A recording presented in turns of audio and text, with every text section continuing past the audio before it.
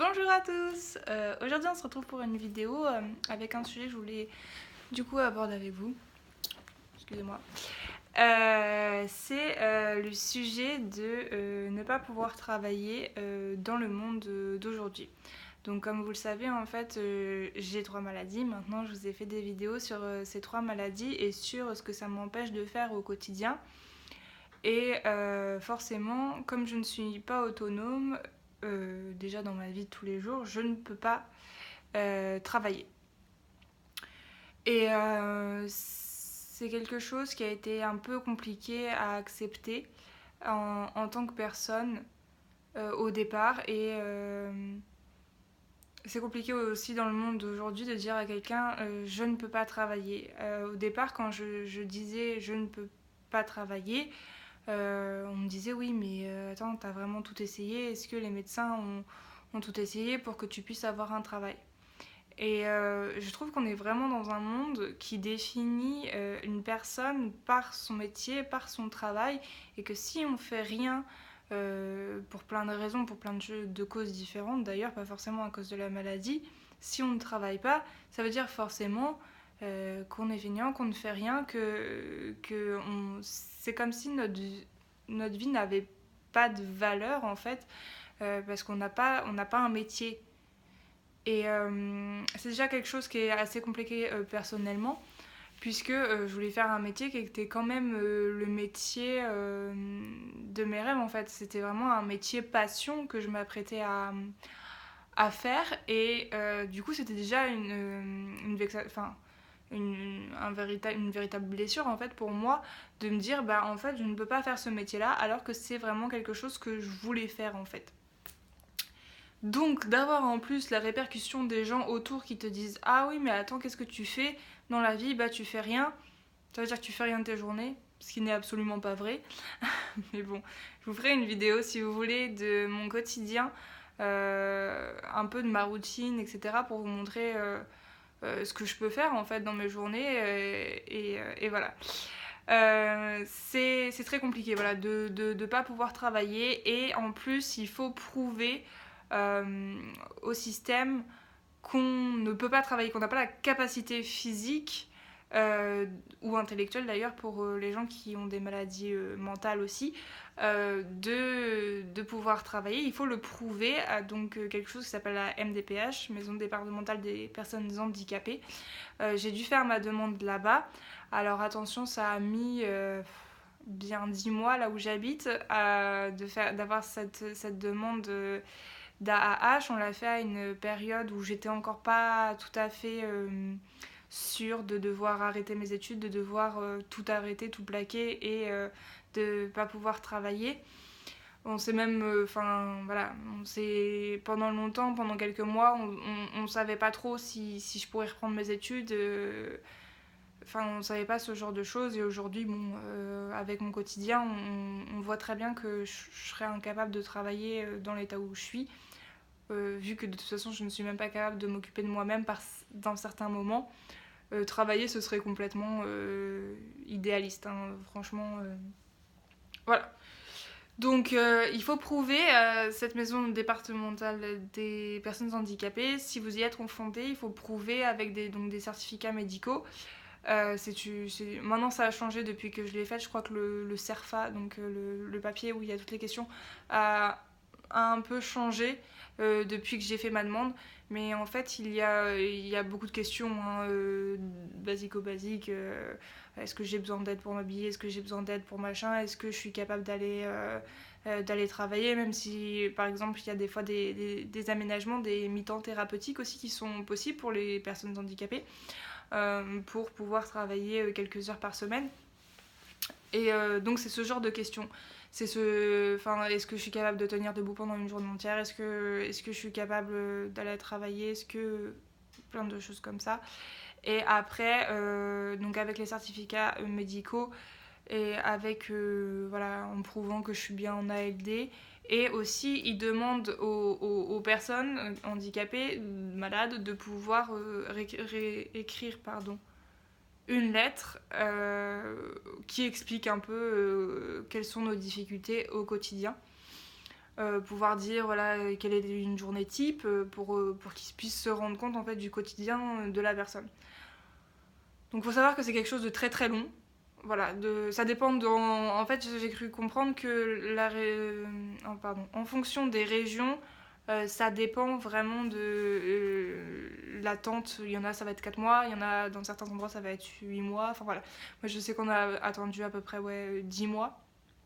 Et après ces 10 mois, j'ai eu un rendez-vous à la maison, donc à la MDPH, pour un entretien en fait, parce que mon cas était assez compliqué, c'est eux qui l'ont dit, hein, c'est pas moi. Mon cas était assez compliqué et du coup ils avaient besoin aussi de me voir en personne pour faire un peu un diagnostic entre guillemets de mes besoins, etc. C'est ce que m'a dit la personne quand je suis arrivée là-bas en tout cas. Faut savoir que à chaque fois j'ai été très très bien accueillie, en tout cas dans ma MDPH, alors je sais pas si ça se passe pareil partout. Ils m'ont posé voilà, beaucoup de questions et mon AH a été accordé 2 mois après. Il faut savoir que suivant la demande, l'AH peut être du coup rétroactif, mais c'est-à-dire que pendant quelques mois vous n'avez pas de revenus. Donc ça peut être compliqué comme situation financière. D'ailleurs, je pense que je ferai une vidéo un peu entière sur notre situation, puisque je suis en couple, notre situation financière. Depuis que je suis tombée malade, ça a été vraiment une période très très compliquée, puisque avant d'avoir ce genre d'aide, etc., et quand j'étais à l'hôpital, avant de tomber malade, j'étais étudiante et donc du coup, j'avais pas de revenus. Donc forcément, ça a été une période un petit peu compliquée. Et expliquer aussi à quelqu'un qu'en fait, on passe d'étudiant handicapé sans passer par la case travail, c'est aussi quelque chose qui a pas été super simple à expliquer. Donc voilà, je voulais vous parler de ça parce que c'est important de faire une demande si vous sentez, voilà, si vous savez que vous n'avez pas la capacité physique de travailler. Il existe voilà, une aide en France. Alors la hache maintenant elle est passée depuis la fin de l'année à 900 € par mois, alors qu'avant c'était à 860 € par mois. Donc voilà, on a droit à ça pour vivre. J'ai fait aussi une demande de PCH, donc je n'ai pas encore la réponse. Faut savoir, donc la PCH, c'est, je m'en souviens même plus, prestation compensatoire pour les personnes handicapées, c'est-à-dire que ça peut vous permettre aussi d'avoir une aide à la maison ou d'avoir certains moyens en faisant des demandes. Par exemple, je sais qu'il y a des moyens de demander une voiture, par exemple si on est en fauteuil, etc., de pouvoir faire des aménagements en fait. Et c'est en fonction de la demande, c'est très en fonction de chacun. Il n'y a pas une réponse pour chaque personne. Je veux dire, c'est dépendant de la volonté de la MDPH et des gens qui vous reçoivent en fait, hein. En général, à part voilà, s'ils savent que c'est une maladie, telle maladie. Mais moi, je sais que par exemple, avec les maladies que j'ai, parce que je parle de ce que je connais, j'ai droit à la hache pendant 2 ans, puisque ce sont des maladies évolutives en fait et chroniques, et du coup ils savent pas comment ça va évoluer. Donc ils me disent qu'en fait il va falloir que je refasse un dossier voilà, tous les 2 ans. À part si ça s'améliore d'un coup ou si ça se dégrade d'un coup, mais voilà, c'est ce qu'ils m'ont dit. En fait, pour les gens un peu avec des maladies chroniques et évolutives, ils refont des choses très, très régulièrement. C'est pas comme une personne qui va avoir la hache sur 5 ans, 10 ans, 15 ans. Voilà. C'est ce que j'avais à dire sur la MDPH, sur la hache et tout ce que du coup j'ai droit en aide. Je sais qu'il y a beaucoup d'autres choses, il y a sûrement plein de choses que j'oublie parce que je m'y connais pas non plus, j'ai pas une expérience de fou, mais sachez que ça existe si vous en avez besoin. Il faut pas hésiter à faire voilà, un dossier, même si c'est très long, même si ça paraît un peu laborieux. Il faut trouver aussi un médecin qui puisse vous faire ce dossier et vous accompagner, hein. C'est le but aussi, c'est de trouver quelqu'un qui puisse vous accompagner pendant je suis désolée, on voit un petit peu le reflet, qui puisse vous accompagner pendant tout ce parcours aussi. C'est très important de pouvoir avoir quelqu'un avec soi qui nous explique comment ça fonctionne, parce que c'est pas forcément... voilà. Il y a Internet, mais c'est quand même assez impersonnel par rapport à tout ce qui... Enfin, voilà, toutes les questions qu'on peut avoir parfois. Et surtout, si vous avez des questions, n'hésitez pas à la poser en commentaire. J'y répondrai de mon mieux, avec ce que je connais. Voilà. Donc voilà, je voulais vous parler de ça, des aides que j'ai aujourd'hui, etc. Et voilà, et j'ai droit à ça, mais ça compense en rien le fait enfin, ça compense financièrement évidemment, mais ça ne compense pas le fait que je ne puisse pas travailler. Et c'est toujours quelque chose qui peut être un petit peu compliqué à accepter, surtout, je trouve, quand on a mon âge et qu'on n'a jamais travaillé et qu'on se rend compte en fait qu'on va sûrement jamais pouvoir travailler de toute sa vie. C'est assez perturbant. C'est assez perturbant et malheureusement aussi sur les forums ou les choses que j'ai pu aller lire à droite à gauche, j'ai jamais trouvé un témoignage de personnes comme moi qui, dans le sens où en fait quand les gens tombent malades, ils ont déjà eu un métier avant et du coup ils vont avoir ce parcours là avec enfin voilà, ils ont déjà eu un métier, ou c'est des gens qui par exemple sont handicapés mais depuis enfin voilà qui sont déjà malades quand ils sont enfants, et du coup ils passent de l'allocation enfant handicapé à l'allocation adulte handicapé, et du coup j'ai pas vu, enfin, ou alors j'ai pas beaucoup cherché, mais j'ai rarement vu des gens qui étaient étudiants et qui ne peuvent pas travailler du tout, en fait, puisque en fait voilà, je vous ferai une vidéo sur tout mon parcours supérieur, mais je n'avais pas encore de métier au stade où j'étais arrivée dans mes études. Donc voilà, c'est très compliqué déjà d'expliquer à l'administration ce genre de choses, mais en plus, quand on doit l'expliquer 50 fois, alors que nous-mêmes, c'est quelque chose qui nous fait souffrir, de ne pas pouvoir travailler. Et j'ai aussi eu quelqu'un qui, à l'hôpital, au centre antidouleur, je ferai une grande vidéo sur le centre antidouleur, c'était magnifique, qui m'a dit plusieurs fois, oui, non, mais il faut vous battre pour avoir un métier, pour voilà.